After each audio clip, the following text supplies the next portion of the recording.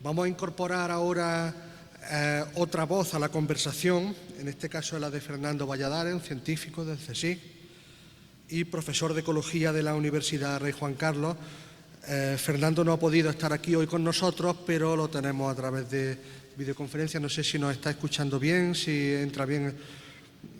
Sí, estoy escuchando bien. Buenos días. Venga, perfecto. Yo creo que también se le escucha perfectamente. Pues don Fernando, cuando quiera. Vale, voy a compartir pantalla. Toda la pantalla. Compartir.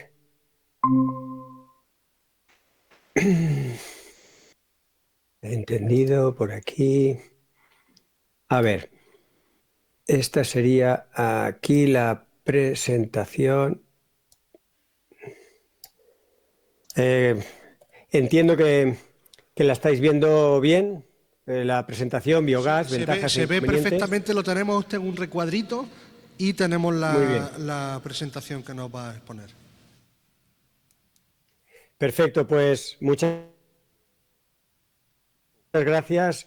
Gracias por la invitación y lamento mucho no estar ahí con vosotros y vosotras en Jaén. Me hubiera encantado para hablar de esos temas tan importantes. En persona siempre es mejor, pero tenía una cita médica y me ha sido imposible cuadrarlo de otra manera. Pero bueno, también daros la enhorabuena porque se está haciendo lo que toca hacer, que es hablar. Es un tema complicado, es un tema en que hay mucho en juego y aunque nadie tiene la razón completamente, es bueno que las intercambiemos, las opiniones y las miradas. Así que voy, sin más, con lo que es mi aportación a estas jornadas. En primer lugar, una reflexión global, ¿no? Hemos convertido lo que es un planeta vivo en un sistema masivo de producción global. Y esto, lógicamente, tiene consecuencias. Una de las maneras en que la ciencia cuantifica las consecuencias de haber producido esta profunda transformación del planeta es que hemos rebasado 7 de los 9 límites. El séptimo límite planetario se ha rebasado en septiembre de este mismo año. Y para que el que no tenga muy claro qué es esto de los límites planetarios, recordarle que son simplemente condiciones físicas, químicas y biológicas para la vida humana, para que el ser humano tenga cabida en este planeta. Y como digo, estamos ya en 7 de ellos que hemos rebasado las condiciones seguras para la vida humana. Entre ellos está el cambio climático, el agua dulce, las distintas formas de contaminación por nitrógeno, fósforo, etcétera, etcétera, ¿no? Así que sin responsabilidad, cuestiones clave como producir comida se convierte en algo letal. Y el agua, que es un bien de primera necesidad, un bien que 1/3 de la humanidad ahora mismo no tiene. En el mapa de la izquierda podemos ver zonas donde vive mucha gente y donde aproximadamente falta 1/3 de agua. Vemos que en los mapas de la derecha ese agua está contaminada. 1/3 del agua muy escasa está contaminada fundamentalmente por los restos de la agricultura y la ganadería. Así que tenemos cada vez menos agua, vamos a necesitar más agua y 1/3 de la escasa agua que tenemos está contaminada. Y como muchos sabemos y sufrimos y nos avergonzamos, tiramos 1/3 de los alimentos y no es el desperdicio que se hace en casa. Se hace a pie de cultivo, se hace en toda la cadena de valor por razones de mercado. Para que nos hagamos una idea, ocupamos un 13% de la superficie terrestre para producir alimentos que vamos a tirar. Utilizamos un 23% del agua dulce que necesitamos, como decíamos antes, mucho para regar plantas que vamos a tirar y emitimos un 8% de los gases de efecto invernadero con esta producción de alimentos que vamos a descartar. Precisamente el uso de tecnología para producir toda esta comida es la causa de una 1/4 parte de los gases de efecto invernadero que nos preocupan con el cambio climático. Así que, por resumir un poco dónde estamos, no producimos alimento para alimentar personas, sino para alimentar un sistema socioeconómico que nunca estará saciado. Prueba de esto es que a pesar de producir el doble de la comida que necesitamos para comer, 11 millones de personas mueren cada año precisamente de hambre. Así que la primera reflexión es que seguimos con una mentalidad neolítica, pero con una tecnología del siglo XXI. Así que tenemos que darnos prisa en ajustar nuestra cultura a una tecnología que nos desborda por todos los lados. Una tecnología que nos ha llevado precisamente a reventar esos 7 de los 9 límites planetarios para la vida humana. El cambio climático, como decía, está aquí, no es un futuro, es un presente. el gas, el biogás, los combustibles fósiles, etcétera, todo esto forma parte de una gran problemática ambiental que nos preocupa. Pero precisamente las dos cosas clave para el ser humano, la energía y los alimentos, están estrechamente interconectados, están estrechamente relacionados con lo que hoy nos ocupa aquí, con las plantas de biogás, y los impactos son tanto locales como globales. También, resumiendo mucho y redondeando las cifras, producimos el doble no solo de los alimentos, como acabamos de argumentar, sino también de la energía. Producimos el doble de energía y alimentos para ser sanos y felices. Y antes de atrevernos a cuestionar todo esto, antes de atrevernos con ese modelo de civilización que nos lleva a crecer, a producir más y más, nos arrojamos a los brazos de la tecnología. Y aquí es donde entran las plantas de biogás. Una tecnología que en principio es bastante fácil, se trata de utilizar residuos orgánicos. Esa fermentación produce un calor, que fue el primer uso de estas plantas, y después en esa fermentación se liberan unos gases que son los que ahora queremos aprovechar. La digestión anaerobia o fermentación, es decir, una digestión que se produce en ausencia de oxígeno, es la madre del invento. Y este proceso lleva 4 fases, que las recuerdo muy brevemente para ver dónde estamos, ¿no? Una hidrólisis enzimática, es decir, una primera descomposición de polímeros grandes en moléculas más pequeñas. Una segunda fase, que es en la que se forma ácido, por eso se llama acidogénesis. Una tercera fase donde se produce ácido acético, la acetogénesis, y finalmente la metanogénesis o la producción de metano, que es el gas principal de estas plantas y por el que se trabaja. El digestato se produce tanto en las fases 2 como 3 y tiene unas características diferenciadas. Este es un aspecto de un digestato, de uno de tantos digestatos que se pueden obtener en la salida de una planta de biogás. La mayor parte de la materia orgánica no se degrada completamente en la acidogénesis, por lo que el digestato es fibroso y está formado por lignina, celulosa, y por eso se le llama digestato sólido.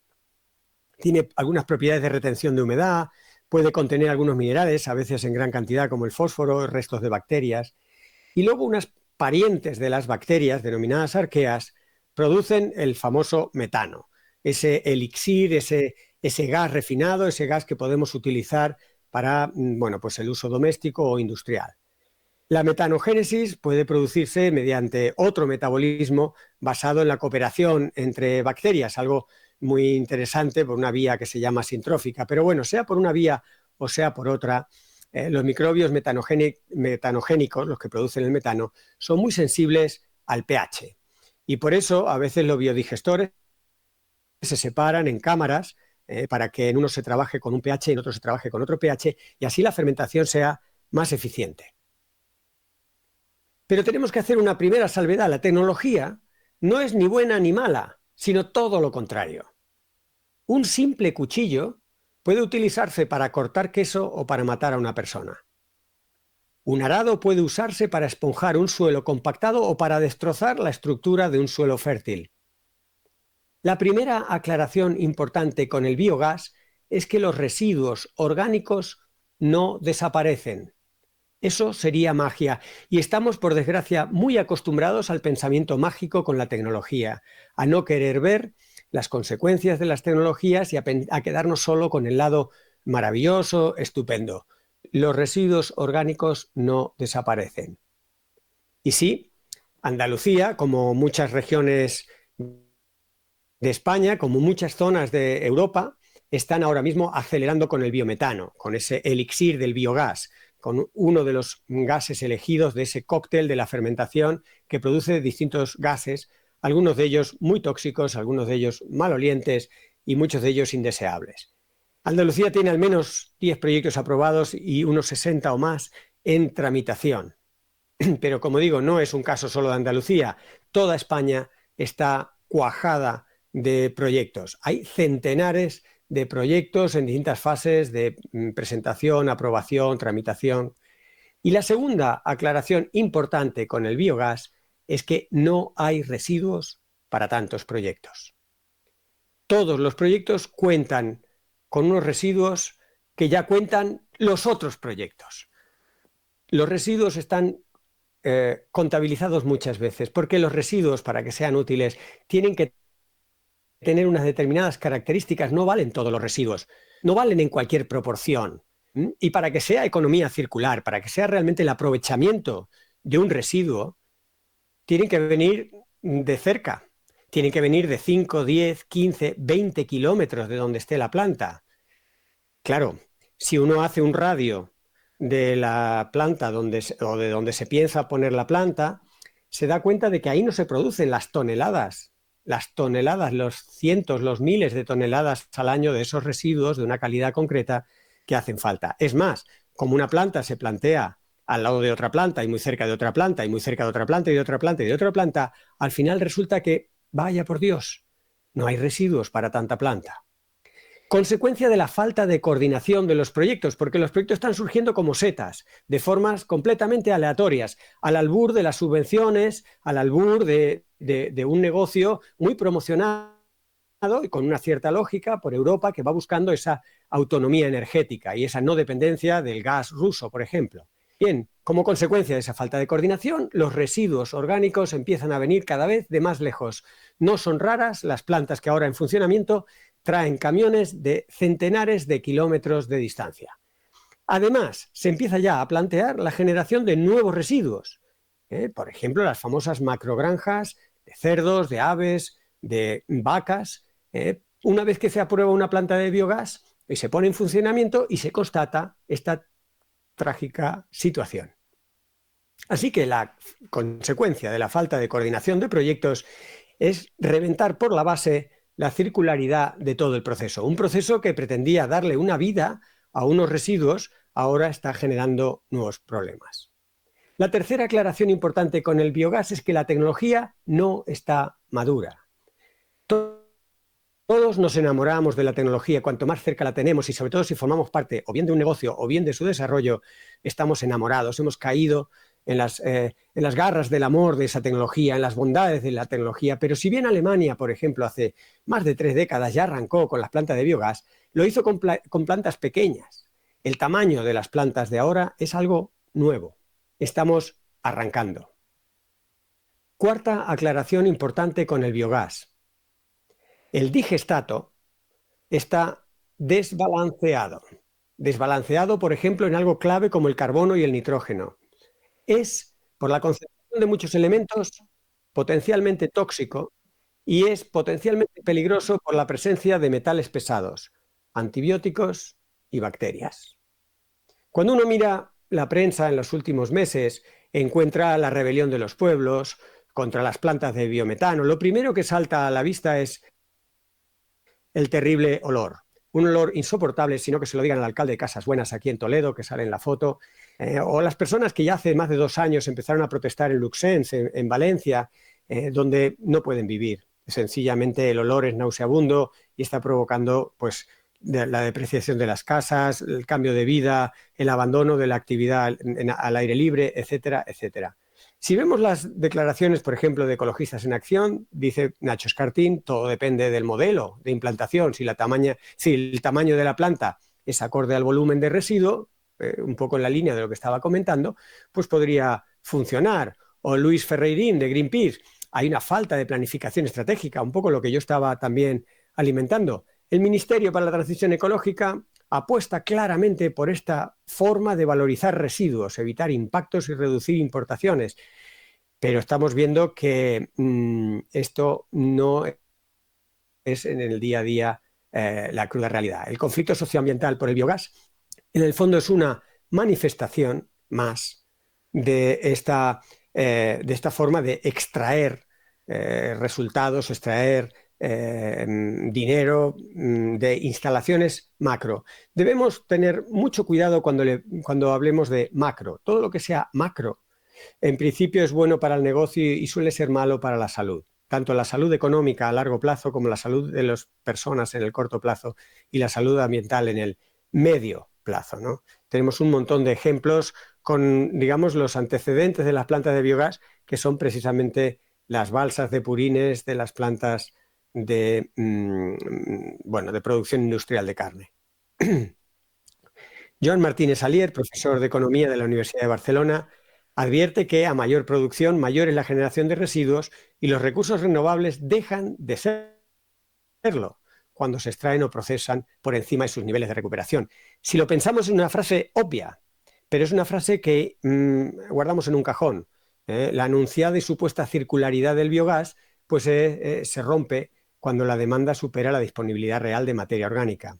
Y esto es lo que está ocurriendo. Fijaros, en una misma provincia, he puesto ejemplos de Jaén, ni Andalucía es un caso único, ni Jaén es un caso único dentro de Andalucía, pero fijaros, en una misma provincia como Jaén, tenemos dos municipios con estrategias completamente opuestas. Como en realidad no existe una estrategia de provincia ni de comunidad autónoma, pues un pueblo o un municipio como Guarromán, los responsables políticos escuchan las preocupaciones de los ciudadanos y los avisos de la ciencia y detienen los proyectos de plantas de biogás, o en Mengíbar el equipo de gobierno de Juan Bravo se enfrenta a todo y se va quedando un poco solo.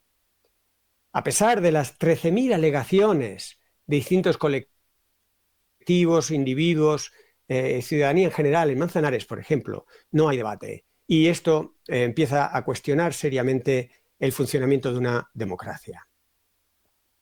Las plantas de biogás son una buenísima idea que al llevarse a la realidad se convierten en un gran problema. Repasemos un poquito por qué. ¿Por qué una buena idea se convierte en un nuevo problema? Bueno, por el tamaño. Ya ha salido a relucir. ¿Y qué es una planta grande? Bueno, hasta las 20.000 toneladas de residuos al año se podría considerar una planta manejable, una planta de tamaño pues discreto, modesto. ¿No? Una planta de 5 o 10.000 sería una planta pequeña, una planta muy al uso de las que se hacían en Alemania hace 30 o 40 años, pero ya una planta de entre 20.000 y 100.000 empieza a ser una gran planta. Una planta que tiene problemas de seguridad, una planta que tiene una dependencia de una cantidad de residuos al año muy difícil de justificar, y ya si nos vamos a plantas de más de 100.000 toneladas de residuos orgánicos al año, estamos hablando de plantas ingestionables. No significa que no las haya. En Murcia tenemos varias de 300.000 toneladas y sabemos los problemas tremendos que están gestionando. Así que los problemas de los que podemos hablar son reales y vienen del salto de la teoría a la práctica. Y precisamente la ciudadanía, los ecologistas, muchos ámbitos de la ciencia, se preocupan por esa implementación, que de teoría andamos todos bien, pero en la práctica es donde duele. Y no es tan sencillo como nadie quiere tener una instalación apestosa cerca de su casa. No es solo eso, que también, sino es que hay una gran inseguridad, incertidumbre y una problemática cierta a la hora de implementarse estas plantas de biogás. Por ejemplo, esto no debería ocurrir.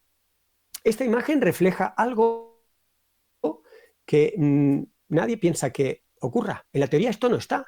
Esto es un camión rumbo a una planta de biogás a su paso por Moyá, en Barcelona. Es un camión, como veis, herméticamente cerrado, transportando a toda prisa centenares de kilómetros residuos animales en putrefacción. Por supuesto, va dejando una buena estela de mal olor, de inseguridad y de malos hábitos, pero esto es normal cuando las cosas se hacen rápido y al por mayor. Centenares de camiones que tienen que abastecer diariamente a estas plantas hacen que estas cosas sean muy difíciles, si no imposibles, de controlar. Por resumir los problemas graves, podríamos decir que hay 5. En salud humana, primera familia de problemas. El aire. Lo primero que nos llama la atención es el olor. Se asegura que la pestilencia se puede controlar. No es cierto. Y a las pruebas me remito. Plantas caras, plantas baratas, plantas grandes, plantas pequeñas. A menos de 2-3 kilómetros de distancia, raro es el día que la pestilencia permite hacer vida, digamos, normal al aire libre. Pero eso solo es un síntoma. Aunque uno no puede llegar a acostumbrarse del todo a la pestilencia, eso es un síntoma y la prueba es que la salud de las personas, sobre todo las más vulnerables, con problemas de asma, con problemas respiratorios, empieza a ser evidente. Este alcalde de Casas Buenas en Toledo ya está acumulando centenares de quejas, alegaciones, denuncias de los vecinos de su municipio a la planta ya instalada, que no pueden respirar, que tienen náuseas, que tienen problemas, no pueden ir a trabajar, etcétera, ¿no? Por supuesto, la contaminación del agua. algo que no debería ocurrir porque en teoría el agua resultante de estas plantas de biogás se depura y se trata adecuadamente, cosa que no es cierto. Les sugiero una visita a la planta de Salamanca, por ejemplo, donde el agua se vierte al Tormes. Bien, algo que no se debería poder hacer, algo que se denuncia, algo que se... En fin, el suelo. Por supuesto que estos restos, tanto sólidos como líquidos, acaban en los suelos de muchos lugares y la calidad de vida y bienestar en general se ve muy afectada. Esta es la primera familia de graves problemas. La segunda tiene que ver con un concepto más holístico de salud planetaria, el cambio climático, propiamente dicho. Si rompemos la circularidad de estos procesos, estamos magnificando un problema que ya tenemos, ¿no? Un problema de emisión de gases de efecto invernadero. La contaminación, todos los neumáticos de esos camiones, aparte de todos los productos, del trasiego de toda esta gran industria del transporte y de procesado de residuos, genera contaminaciones a muchos niveles. Y la pérdida de biodiversidad, porque estamos poniendo el foco en nosotros, en los humanos, pero hay un montón de organismos, desde microorganismos hasta aves, mamíferos, que se ven afectadas por estas plantas y por todo lo que está asociado. La tercera familia de problemas a algunos les resulta sorprendente porque es la propia economía, la sostenibilidad de estos negocios a medio, largo plazo. Instantáneamente, en el corto plazo, estos negocios, como cuentan con las subvenciones, tienen la economía asegurada. Pero ¿y en 5 años? ¿Y en 10 años? ¿Dónde está la sostenibilidad de ahí? ¿Alguien ha visto? ¿Se ha hecho luz y taquígrafos? ¿Se ha hecho transparencia con el estudio económico a 30 años de estas plantas? Porque quienes lo van a tener en el territorio van a ser los ciudadanos. Igual sería interesante ver el análisis económico a 30, 40, 70 años. ¿Y el valor de la vivienda? La primera depreciación que se ha notado se vio en Luchens, en Valencia, un ejemplo de libro, donde las casas pasaron a valer menos de la mitad. Casas en pleno centro del municipio que pasaban a valer menos de la mitad. Los ahorros de las personas los habían perdido y ahora no podían huir de una ciudad maloliente y tóxica porque por el precio que le daban por su vivienda no podían comprarse otra en otro lugar. ¿Y el valor del paisaje? Y todas las actividades ecoturísticas y desarrollo rural sostenible. Con un paisaje, con unas plantas de biogás, ¿quién va a querer hacer un albergue? ¿Quién va a querer hacer una caminata? ¿Quién va a querer hacer una agricultura regenerativa, una ganadería extensiva? Así que la amenaza al ecoturismo y a estas formas alternativas de relacionarnos con el paisaje está sumamente amenazado. Don Fernando, perdone que le interrumpa un segundito. ¿Sí? Necesitamos ir acabando ya, unos minutitos para presentar una conclusión y ya cerramos el tema. De acuerdo. En cuarto lugar, el fraude de ley. La evaluación ambiental no independiente, la falta de una evaluación estratégica, la falta de coordinación de los múltiples proyectos, el ataque a la democracia, por lo que estoy diciendo, por la falta de transparencia. Los vecinos acaban enterando por la prensa. El conflicto de intereses entre responsables políticos y demás, y no se plantea un debate realmente. Dejo aquí 6 preguntas sin respuesta. Si queríais conclusiones, la ciencia avanza con buenas preguntas. ¿Quién asume los riesgos? ¿Qué beneficios obtiene la ciudadanía afectada? ¿Quién paga los sobrecostes de seguridad? ¿Quién se hace cargo de las externalidades económicas? ¿Quién repara y mantiene carreteras o ríos contaminados? ¿Quién se hace cargo de la infraestructura cuando deje de ser rentable? En fin, con todo esto, solamente decir que el futuro de las plantas de biogás es pocas, seguras y limpias. Muchas gracias. Muchísimas gracias, don Fernando, por su intervención.